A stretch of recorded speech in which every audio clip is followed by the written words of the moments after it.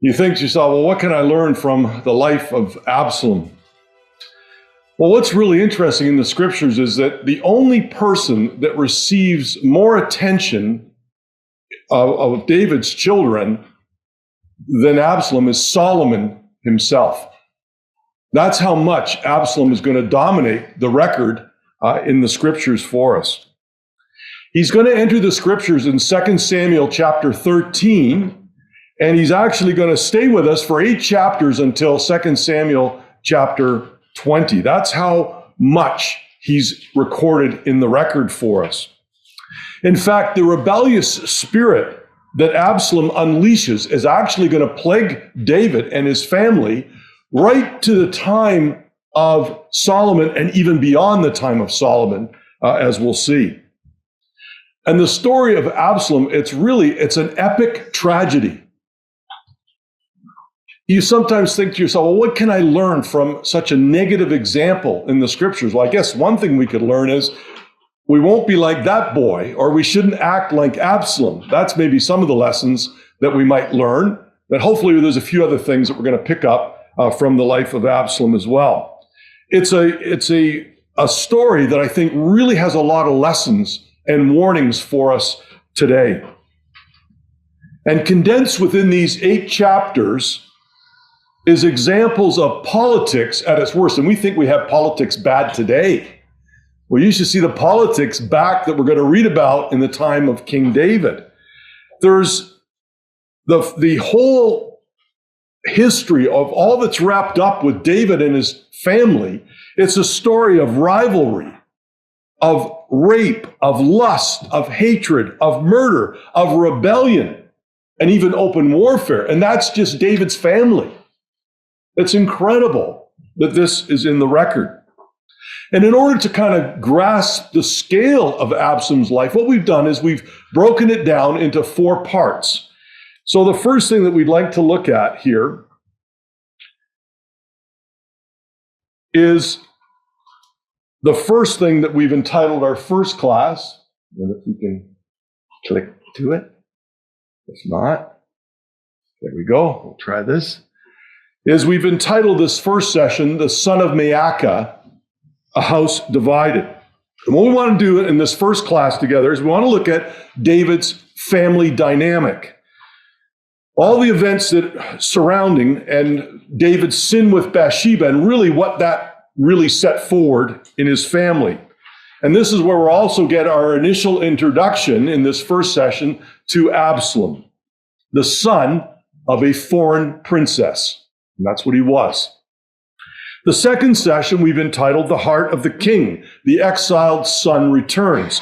And here we want to look at Absalom's first grab for the kingdom and the repercussions that came from that, as well as his eventual return from the land of Geshur. In the third class, we want to look at the stealer of hearts, the art of rebellion.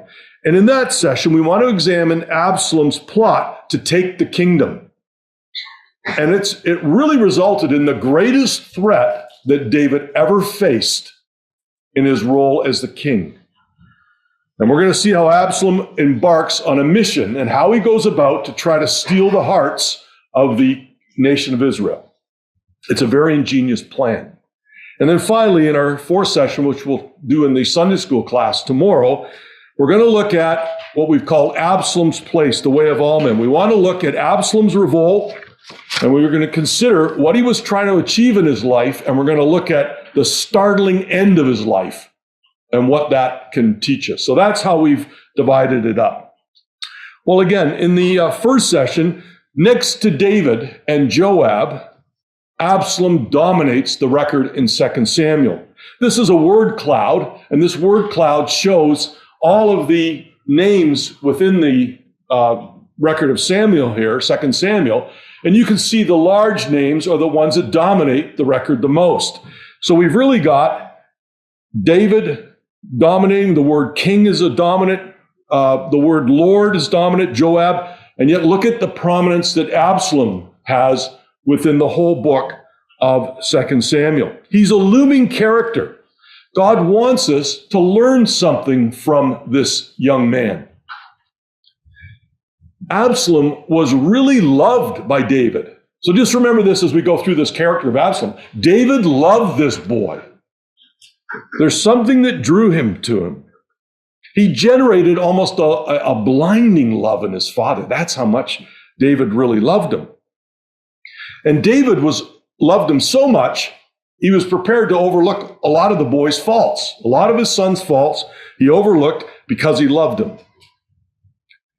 And he was also a man that was watched and greatly admired by Israel.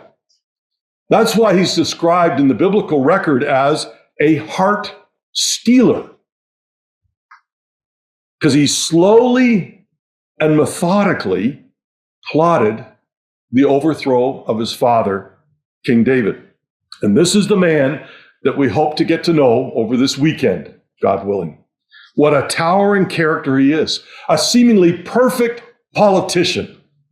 An ideal king that really any nation would love to have. Well, let's start at the beginning. The house of Saul passes off the scene, and the kingdom of David begins. And I don't know about you, but when I sometimes go through my Bible readings, I get very confused at all the different sons and that David had and which wife was connected. So I put this little bit of a slide together. You might find it helpful if you put it in your margin. I don't know how you tend to do. I tend to think in pictures, but I found it very helpful in my margin just to be able to kind of figure out who's who and where they came from. So this is in 2 Samuel 3, verses 2 to 5. And we read here of the birth of David's sons. Now, these were born to him in Hebron.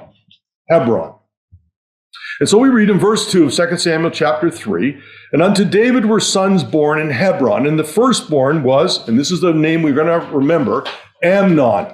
He's the firstborn of Ahinoam the Jezreelitess. And verse 3 tells us of 2 Samuel 3, and his second was Chileab of Abigail, the wife of Nabal the Carmelite.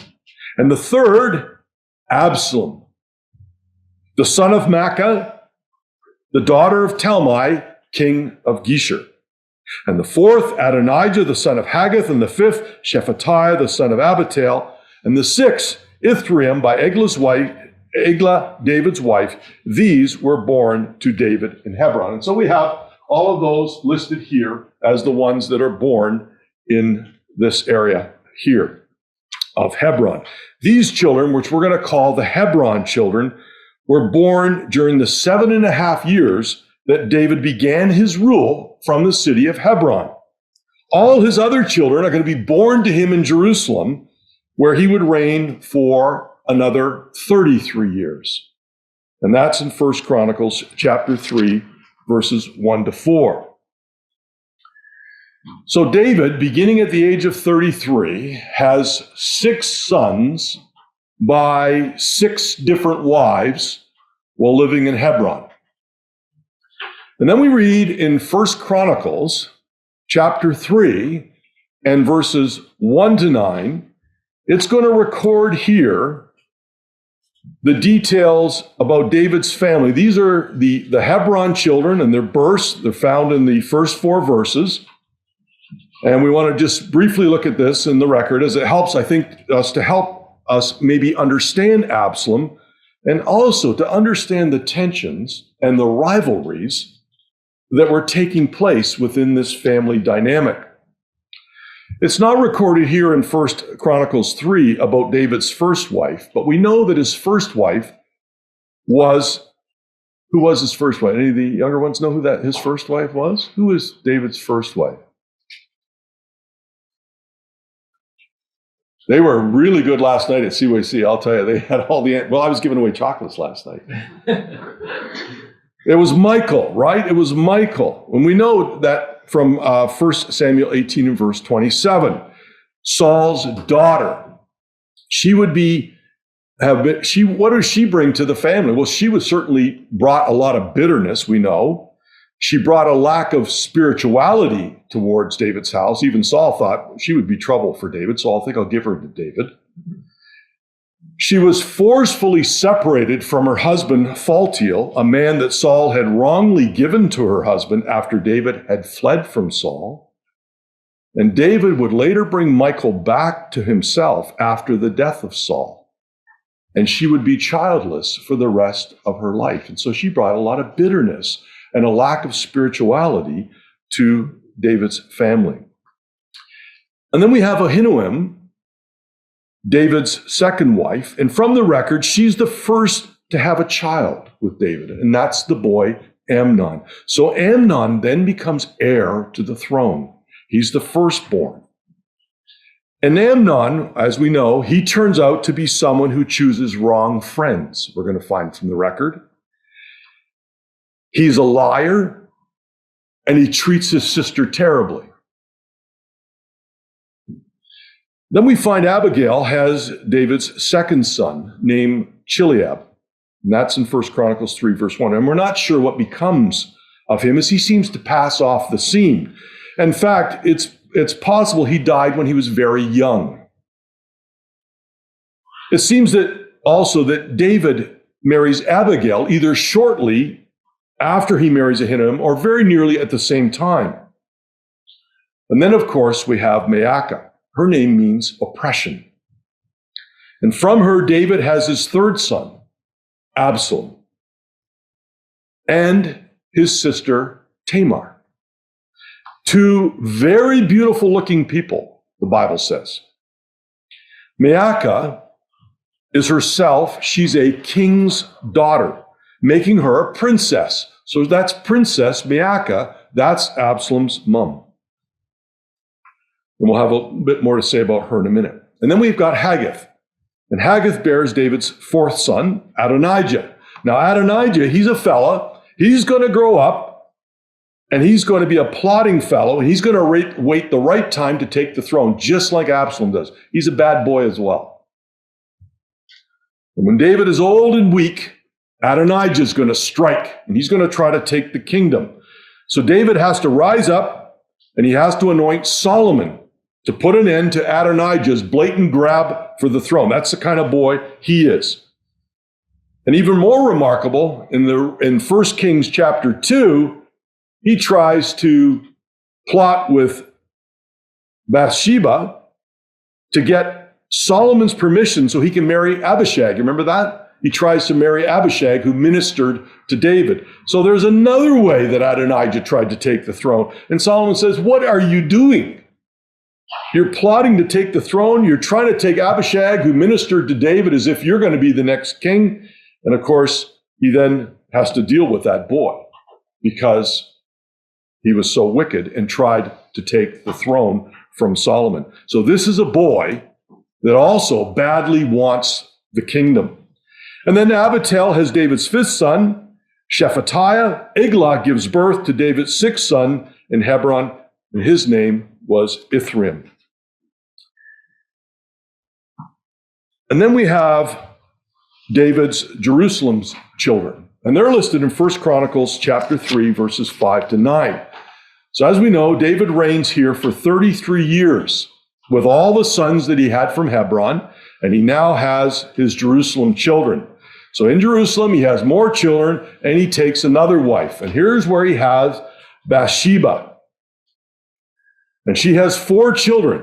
She has Shimei, or his name is Shema, or Shobab, Nathan, and Solomon. And then there's other sons that came along, and we're going to call them the 9, because we don't even know who their mothers are. We're not given the names of some of their mothers. But he has another 9 children. So the point that we're trying to get out of this is what a family dynamic. Multiple wives, multiple complications, at least 8 wives that are named, with multiple sons, 19 sons that are named, and 1 daughter, Tamar, plus 10 concubines. You can imagine each mom looking out for their son. Maybe he could be the next king. Each of these boys all being princes, and each mom trying to say, maybe he could be next. You can imagine the rivalry within that family. Each mother, they all came from different backgrounds. Abigail, we know, came from a very abusive self-centered, perhaps even an alcoholic husband. We know Nabal, who the Bible describes as a fool.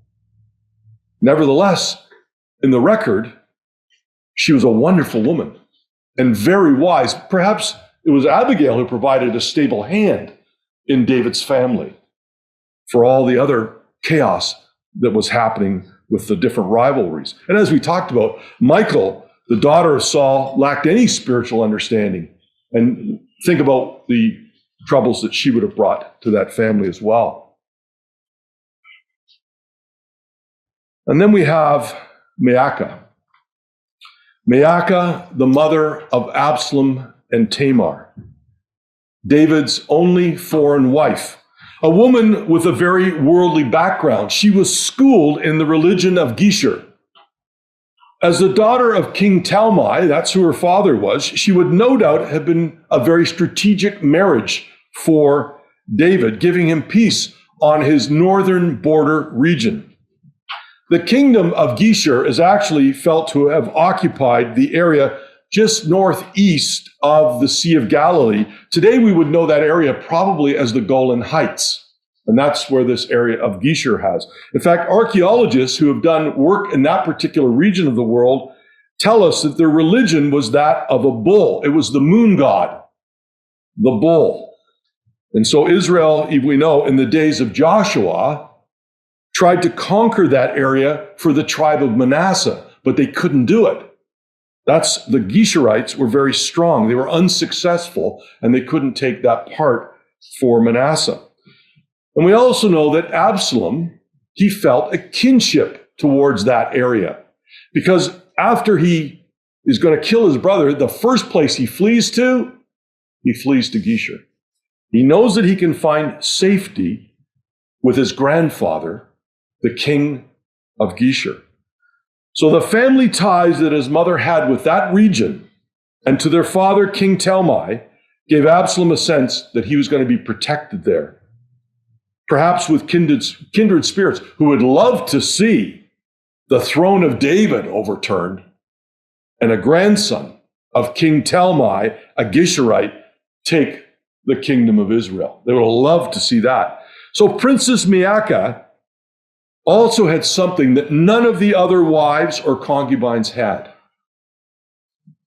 She may not have had the firstborn son, that belonged to Ahinoam, but she had the most beautiful son. In fact, in 2 Samuel 14, in verse 25, we are told that Absalom had no blemish. He was like perfect. And no doubt those features were probably attributed to Maacah, and we know they were certainly attributed to David. Because in 1 Samuel 16 in verse 12, and I'll read from the net here, 1 Samuel 16 verse 12. So Jesse had him brought in. So this is, remember when they were going to anoint these, looking for the sons of Jesse. Now he was, before Samuel. Now he was ruddy with attractive eyes and a handsome appearance. And the Lord said, go and anoint him. This is the one. So those are the characteristics that David had. And Absalom had natural features that attracted people to him. Something that I can't relate to. They say, people that have amazing good looks, sometimes people are drawn to those type of people. And sometimes they can even attract the wrong crowds for the wrong reasons. And perhaps sometimes people that are so good looking, again, something I can't relate to, they maybe get puffed up. They are puffed up. People tell them constantly, you're so good looking, you're so beautiful, you're so handsome, and they get puffed up. And in some ways, then, this can become a curse rather than a blessing. And it certainly was, as we're going to find in the life of Absalom. Well, all of these factors combined to make Absalom the man he was. Yet there was one more important event that really made Absalom the way he was. And it's going to impact his life and it's going to shape his life, but not in a good way. And it had to do with the actions of his father David, which we had read about in our opening reading. You know, there's an expression, like father, like son. Now, that's not always true. To be fair, that's not always a truism. But in the case of Absalom, what he saw his father do, he then thought, if my dad David can do that, why can't I do that? If I want something bad enough, why can't I do what my father did and take it and seize it, even the kingdom? He had either watched it or he had been told by others all that had transpired with his father's sin with Bathsheba. How David saw something that he greatly desired, something that was not his but another man's. But as a king, you can desire and you can have, and murder can be a way of achieving it if that's what's necessary. That's what he would have learned. It's not just Absalom. All David's wives and his children would have known what was done. All Israel knew what David did. And as a consequence for that sin that David committed in secret with Bathsheba, God pronounced on David through Nathan the sentence that was going to cause tremendous turmoil and upheaval in his family. A rupture in the family so great that David's going to lose 4 of his sons, 3 of them to violent deaths. That's the price that he's going to pay for what happened. For the sin that David thought was done in secret, here is the Lord's judgment. So we'll read on this left-hand side of the screen here, we have 2 Samuel 12, verses 10 and 11. And we read, "Now therefore, because David, you did this evil with Bathsheba, the sword shall never depart from thine house, because thou hast despised me and hast taken the wife of Uriah the Hittite to be thy wife. Thus saith the Lord, behold, I will raise up evil against thee out of thine own house, and I will take thy wives before thine eyes, and give them unto thy neighbor. And he shall lie with thy wives in the sight of this son." Now that word neighbor there in the Hebrew means friend or companion. So the punishment that God decreed on David demonstrated that God is righteous, even though he was going to forgive David. Justice was performed by God. His righteousness was declared, and the incredible faith of David led David to confess the words in the very next verse of 2 Samuel 12, and at verse 12, "I have sinned against Yahweh." That's the kind of man David was. So we're going to talk a number of negative things about David, but never forget, he was a man after God's own heart. David had tremendous character qualities. And David immediately recognized, I've sinned against God. That's the kind of man he was. But nevertheless, for the sin that he committed, there's going to be consequences. Consequences would follow for the sin that he committed. Well, what can we learn from this, brothers and sisters and young people? What are some of the lessons that we can learn from this sin of King David? Well, the first thing we learn is what we do affects others. It can affect our family. It can affect the ecclesia. And note too, the sin of adultery was against God. God did not make David's sons do the evil that they did, nor were they held accountable for what David did. They were responsible for their own actions. But what God does show David is that by his sin, he gave license for others to follow. And God would allow that evil to manifest itself in his house. So that's the first lesson I think that we get from this. What we do affects others. What about a second one? Well, I think the other thing that we learn is God is involved in the punishment. Such was the faith of David that he saw God's involvement as a good thing because he viewed God as a merciful God.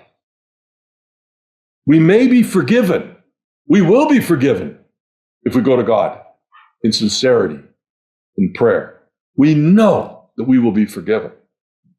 But the consequences remain because God is right in condemning sin. What about the third thing that we can take away from this?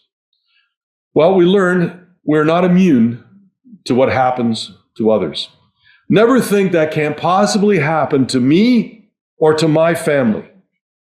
David would experience what he witnessed happen to others. You recall back in 1 Samuel chapter 15 when Saul disobeyed God, that Samuel came to Saul and he said to Saul, this is 1 Samuel 15 verse 28, "The Lord hath rent the kingdom of Israel, Saul, because you did this wickedness, from thee this day, and hath given it thee to a neighbor of thine that is better than thou." And those words, that word neighbor, haunted Saul for the rest of his life.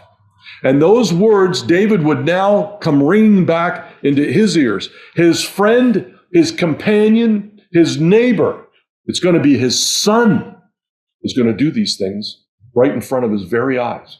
And that's exactly when Saul realized a neighbor is going to take the throne from me.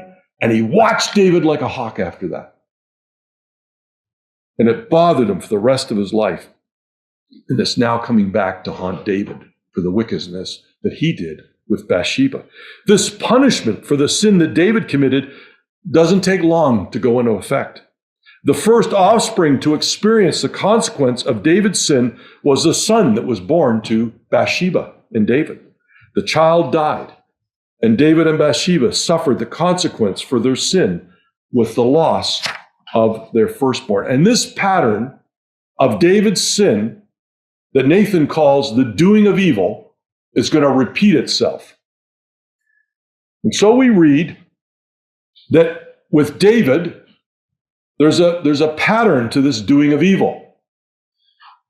David thought that what he could do in secret. So that's the first thing you learn about this doing of evil. He thought he could do it in secret. And he's going to find that 3 of his boys are going to do the exact same thing as David's done. Imagine that. 3 of his sons are going to follow the method that David did when he did evil with Bathsheba. So the first thing we read is he does it in secrecy. Sin likes darkness. It doesn't like people to see that we're doing wrong. It happens out of sight. And it gives the false sense that we can get away with sin. Even God has not seen it. This is what David thought in 2 Samuel 12 and verse 12. He did it in secret. The second thing is, it has to do with sight. The unchecked desires arise from the lusting of the eyes. David saw Bathsheba, and he wanted her.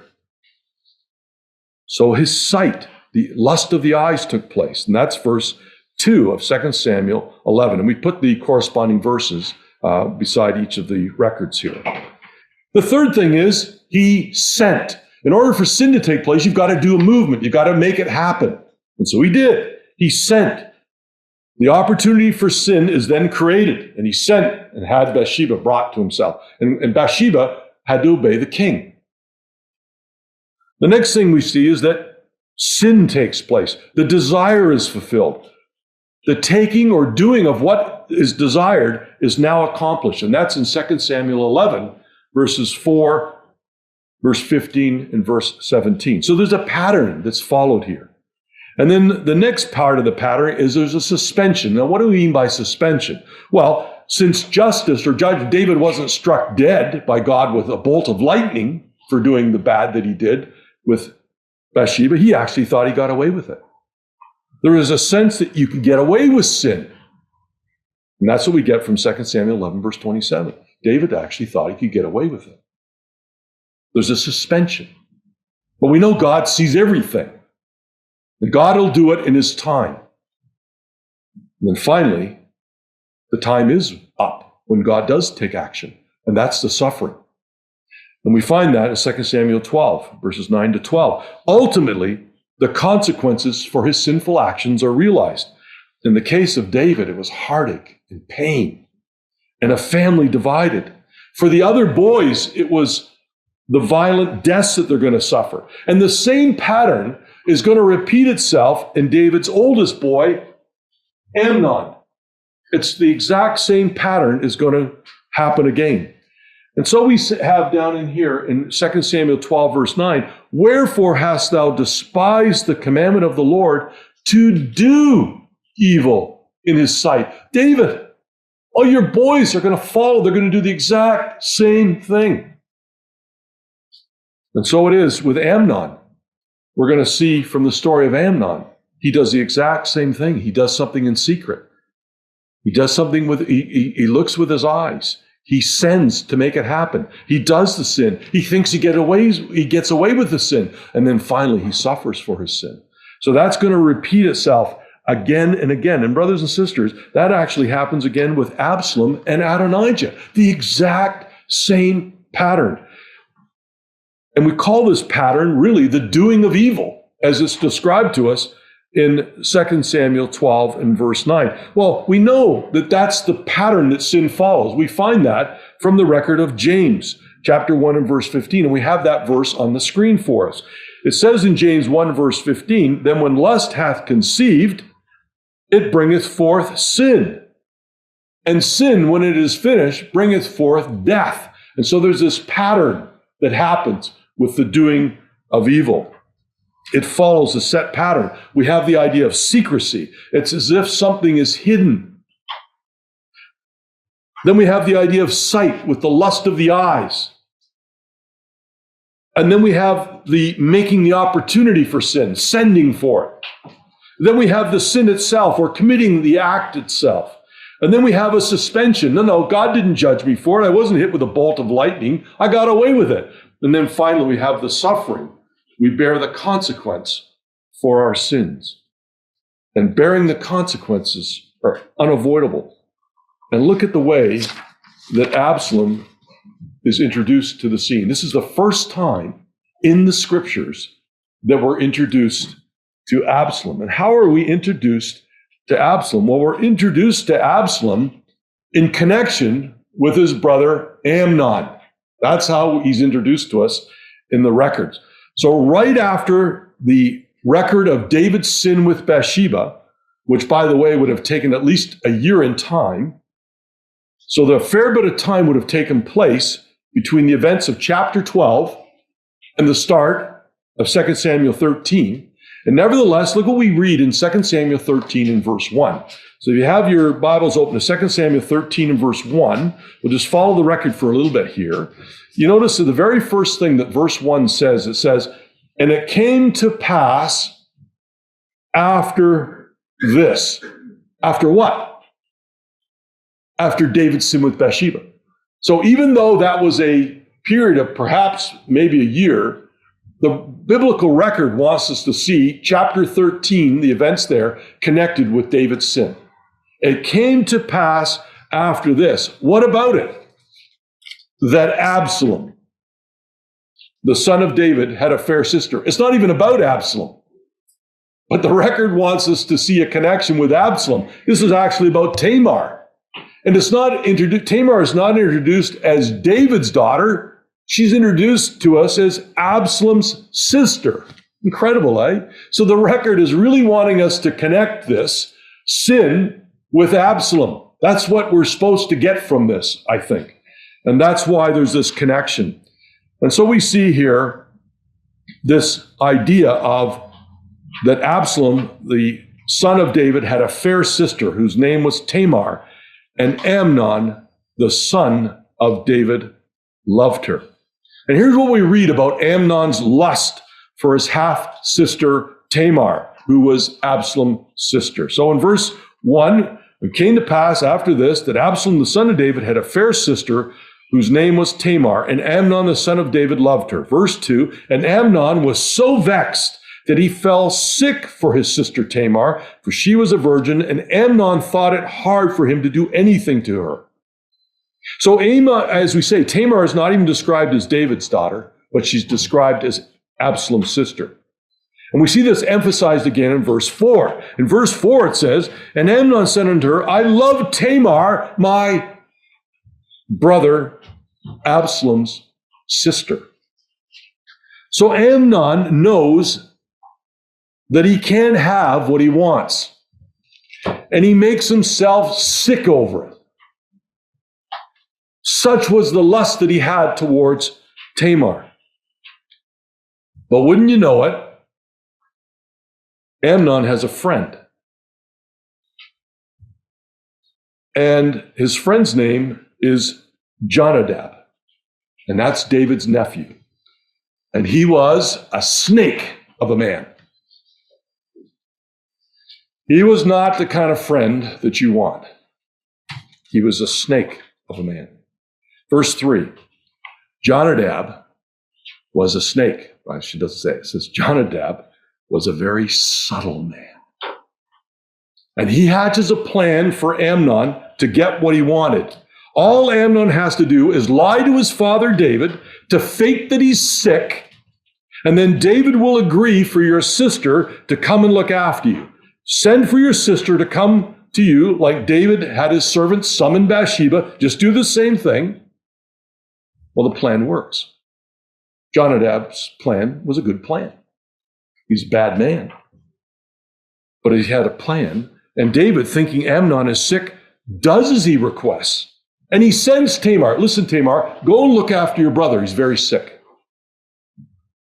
So the record wants us to see the sin for what it is. Look at the emphasis that's placed on Amnon's family relationship with Tamar.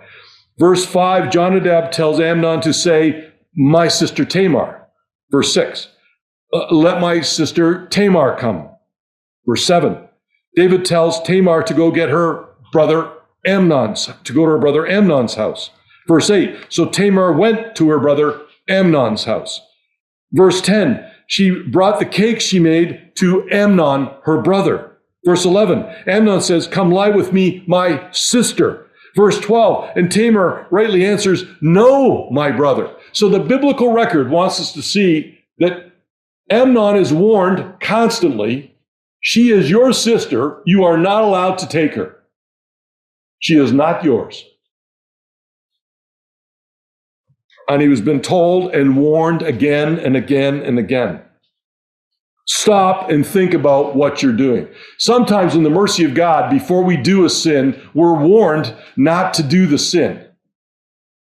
And Amnon was warned repeatedly. This was not right, what he was thinking of doing.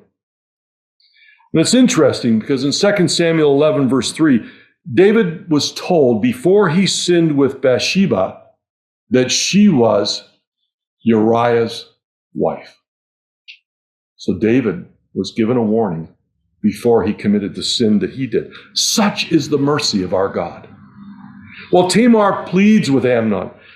Such wickedness, she says, Amnon, should not be done in Israel. And you really feel for this young girl that's caught up in this ugly situation. But Amnon couldn't be reasoned with it.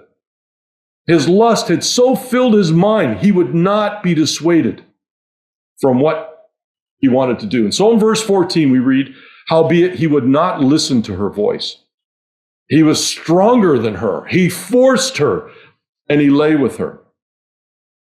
And what happens to poor Tamar? Well, Tamar is then, she's put outside his room by his servant, and the door is bolted after her. And she goes away in great sorrow and anguish. She put ashes on her head. She rends the royal garment that a princess would wear. And we know from the record that it says that Amnon hated her with the same lust that he originally had towards her. Such was that wickedness of that man. He treated his sister so terribly. And so she comes out and she meets Absalom. Well, what's Absalom going to do? This is the first record that we have of Absalom. What's Absalom like? What's he going to be like? Well, the first thing that Absalom does, he instantly suspects his brother Amnon. So Absalom is no dummy. He instantly suspects, what is Amnon, my brother, done to you? Verse 20, and Absalom, her brother, says to her, now we want to pay attention to this because the first time this Absalom ever speaks. What's Absalom say? Well, he says, hath Amnon thy brother been with thee? But hold now thy peace, my sister. He is thy brother. Regard not this thing. So Tamar remained desolate. It means to be astonished. Jusinius tells us it means to be put in silence in her brother's Absalom's house. What a strange thing to say. We know he has affection for her. We know Absalom has affection for his sister Tamar because he's going to name his own daughter after her. But he seems void of any empathy. The very first words are recorded of Absalom. He's got absolutely no empathy to what his sister just went through. In fact, in the net version for verse 20, it reads this way. Her brother Absalom said to her, was Amnon your brother with you? Now be quiet, my sister. He is your brother. Don't take it too seriously. So the terrible thing that happened to her, he says, don't take it too seriously. You can live in my house. That was the kind of man that Absalom was. He completely lacked any empathy for what this poor girl had just gone through. Tamar, she's now shamed. She's devastated after being treated with such contempt. And she now has to live in the house of her brother Absalom. Well, what happens when David learns of this? What is David going to do when he hears how Amnon tricked him and did this terrible thing to his sister? Surely David's going to do something. And so we see in verse 21 that David was very wroth. He was very upset about this. He was very angry. What did he do? He didn't do anything. He loved that boy. He didn't take any action. And here's now where I think we start to see the sin with Bathsheba is affecting David's ability to judge. David sees what Amnon did as perhaps not that far away from what he did by taking another man's wife, when he took something that he shouldn't have had. And David would have reflected on the mercy of God. God forgave me. Whatever the motivation, the result is that David does nothing. And so we find that David's hesitation and inaction after Amnon's wickedness towards Tamar is going to be a fatal mistake. That's going to prove to be a fatal mistake on the part of David. And so we read in Ecclesiastes 8 and verse 11. This is a very, very interesting verse. Again, it's all part of this idea that we think we can get away with things. So in Ecclesiastes 8 and verse 11, we read, because sentence against an evil work is not executed speedily, therefore the hearts of the sons of men is fully set in them to do evil. And we know that's what it's like with our own children. If they do something and we let them get away with it, they think they got away with it. They can do it again if we don't take action quickly. And so it is. God says, if the judgment is delayed, sometimes people think they can just keep doing it. They can just keep doing that evil. And that's certainly what happened with the house of David. The whole kingdom watched. Adonijah watched. Ahithophel watched. Joab watched. Absalom watched. And no justice took place. David didn't do anything. Amnon doesn't even flee anywhere. He becomes emboldened. In a sense, he got away with it. And brothers and sisters, and young people, sometimes we too can feel that we can get away with things. We might start to think that we get away with sins that we commit. Well, it's the same type of thinking that Amnon and later Absalom and later Adonijah are going to display. And the Lord Jesus Christ himself warns us. He says, don't be like that. As my disciples, don't be like that. And so in Matthew 24 and at verse 48, and it's a real warning for us because we're living in the last days before Christ returns. Jesus says, in the last days, he says, but and if that evil servant shall say in his heart, so I'm in Matthew 24, and I'm at verse 48, but if that evil servant says in his heart, my Lord delayeth his coming, and shall begin to smite his fellow servants, and to eat and drink with the drunken, The Lord of that servant will come in a day when he looketh not for him, and in an hour when he is not aware of, and shall cut him asunder and appoint his portion with the hypocrites. There shall be weeping and gnashing of teeth. So if we allow the attitude of mind to set in that our Lord is delayed in coming, he's a long way off, and events just keep going the way it is, the world just keeps moving like it is, our behavior changes. Justice and judgment need to be key parts of our family life. And we can see that in our own children. Sometimes our child does something wrong and we don't take action. Or the action we take may not equal to the crime or the offense that was committed by our child. Sometimes we might even ignore what they do. We might make excuses for it. We might laugh it off and throw up our hands. What can I do? Well, what should David have done? Well, under the law, in Leviticus 20, in verse 17, it says that if a boy does that, he should be put away. That was such evil that he was to be removed out of Israel. Such was the wickedness that he did, and that's found in Leviticus. So if David knew his Bible, if he had read Leviticus 20, he would have seen what he should have done with that boy. Well, we've seen, brothers and sisters and young people, that David has had multiple marriages. He's been away a lot. He was fighting a lot of battles. He was very preoccupied in looking after the things of the kingdom. But most of all, his egregious sin with Bathsheba all contributed to his house being very divided. And so in Luke 11, verse 17, the Lord says, "But he, knowing their thoughts, said unto them, Every kingdom divided against itself is brought to desolation, and an house divided against a house falleth." So David's kingdom was in turmoil. Again, think about it. This doesn't happen to a house that's united. This happens to a house that's divided. And it starts to fall apart because it fights within itself. And so David's kingdom, he's in big trouble. He's got a lot of turmoil in his house. He has a house that's divided. So what can we then take away very quickly from this first session? Well, the first thing we want to take away with is when we go against God's commandments, we need to understand clearly we are actually going against God himself. Nathan twice reminded David of this fact, that his sin was against God. So never let us forget that. The second thing I think we can take away from this first session is what we do affects not only ourselves, our family, but it affects the ecclesia's family as well, because we bear the name of Christ. And as parents, we bear a massive responsibility to set a good example. David's sin with Bathsheba resulted in untold grief for himself and for his family for years to come. His actions provided the excuses for his sons to do the same thing. I think a third thing we can take away is if we do not take action against wrong or evil, it can spread and it can develop into an attitude of mind both for ourselves and those around us that, hey, I can get away with this.